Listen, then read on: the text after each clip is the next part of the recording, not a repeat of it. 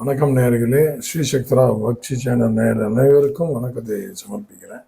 என்னுடைய ஆசீர்வாதம். இன்றைய நாள் பார்த்தீங்கன்னா 21/12/2024 மார்கழி மாதம் 6ஆம் நாள். அற்புதமான நாள். மார்கழியெல்லாம் என்ஜாய் பண்ணும். சனிக்கிழமை. இன்னைக்கு விசேஷம் என்னன்னா, அதான் சிறப்பு நாள்னு சொல்லுவோம் இல்லையா, இன்னைக்கு சஷ்டி. முருகரை போய் பார்க்கணும். சஷ்டின்றது ஒரு அற்புதமான ஒரு நாள். முருகருக்கு பிடித்த திதி அது. சுப்பிரமணிக்கு படிச்சுட்டாங்க. நட்சத்திரம் பார்த்தீங்கன்னா பூர நட்சத்திரம், இன்னைக்கு சுக்கிரனோட நட்சத்திரம். சந்திராசிரமம் பார்த்தீங்கன்னா இன்னைக்கு திருவோணத்துக்கு வருது, அதாவது மகர ராசிக்கு வருது. திருவோணம், உத்திராடம் 4, அவிட்டம் 1, 2, 3, 1, 2 இதுக்கு வரும். மகர ராசிக்கு எடுத்துக்கோங்க. ஸோ அவங்க கொஞ்சம் கேர்ஃபுல்லாக இருக்கணும். யாருக்கிட்டையும் ஆர்கியூமெண்ட் பண்ணக்கூடாது. ஃபர்ஸ்ட் ஒப்பீனியனில் பேசக்கூடாது, செகண்ட் ஒப்பீனியனில் பேசணும். ஒப்பீனியனை அடுத்தவங்களதில் உங்களுக்கே ஒரு கேள்வி கேட்டோன்னு டக்குன்னு ஒன்று வரும், அதை பண்ணாமல் எடுத்து பேசணும். கரெக்டாக இருக்கும். பண்ணி பாருங்கள், ரொம்ப நல்லாயிருக்கும். சந்திராசிரமத்தில் கொஞ்சம் கேர்ஃபுல்லாக இருங்க, அவ்வளோதான். இன்றைக்கி ராசி பார்த்தீங்கன்னா, ராசி பலன் பார்த்தீங்கன்னா ஒன்றா மேஷ ராசிக்கு பார்த்தீங்கன்னா ஒரு சாந்தம். சாந்தம்னா என்ன? அமைதி நிறைந்த நாள்.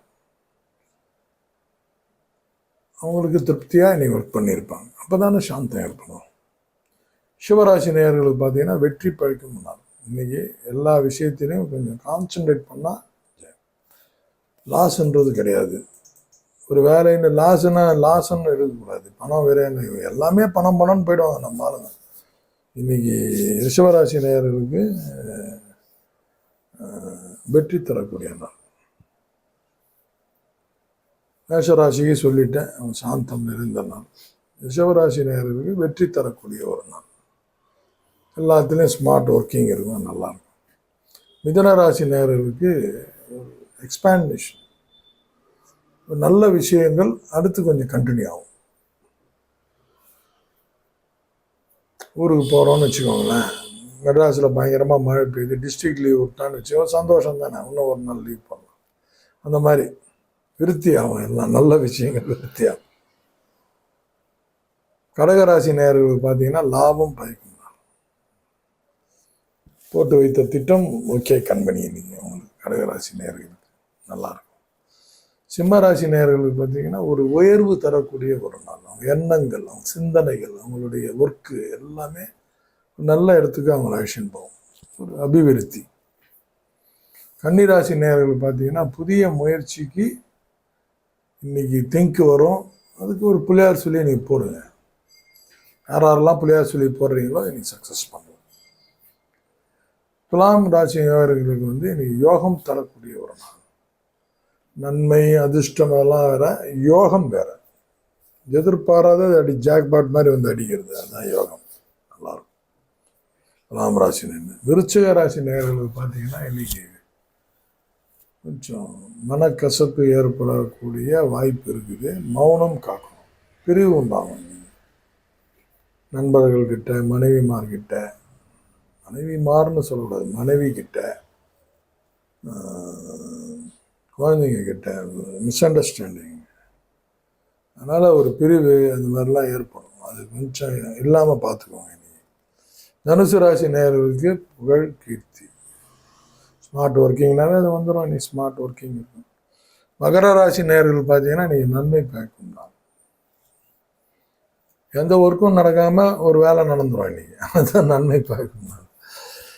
கும்பராசி நேயர்களுக்கு பார்த்தீங்கன்னா ஒரு ஃப்ரெண்ட்ஷிப்லாம் இன்னைக்கு கொஞ்சம் திக்னஸ் ஆகும். எல்லாருக்கிட்டையும் ஒரு பைண்டிங் ஏற்படும். இன்னைக்கு நட்பு நிறைந்த நாள். மீனராசி நேயர்கள் பார்த்தீங்கன்னா ஒரு அடுத்த ஸ்டேஜ், மேன்மை தரக்கூடிய ஒரு நாள். அவங்க ஒர்க்கிலே ஒரு அடுத்த கட்டத்துக்கு மூவ் ஆவாங்க. யாரும் சொல்ல தேவையில்ல, அவங்களே சரி இது பண்ணி வைப்போம், நல்லாயிருக்கும், நல்லா இருக்குது, ஒன்றும் பயப்பட தேவையில்லை. அற்புதமான ஒரு நாள் இன்னைக்கு. கரணம் பார்த்தீங்கன்னா வனிசை, பத்திரை. ஒரு கரணம். ஃபர்ஸ்ட் ஹாஃபுக்கு வனிசை, செகண்ட் ஹாஃபுக்கு பத்திரை. இவங்க 2 பேரும் விலகு போகிறாங்க. நீங்கள் ட்ராவல் பண்ணின்னு போகும்போது பார்த்தீங்கன்னா யாரோட அட்வைஸ் இல்லாமல் உங்கள் உள்ளுணர்வு சொல்கிறத கேட்டு நீங்கள் ட்ராவல் பண்ணிங்கன்னா அப்படியே போனீங்கன்னா அதில் எதுவும் கஷ்டம் வருமானு எனக்கு தெரியல.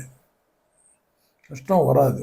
ரொம்ப சாஃப்டாக அழகாக தான் போகும். எப்போ உனக்கு வாழ்க்கை வந்து ஒரு சுமையாக மாறுது சொல்லுங்க?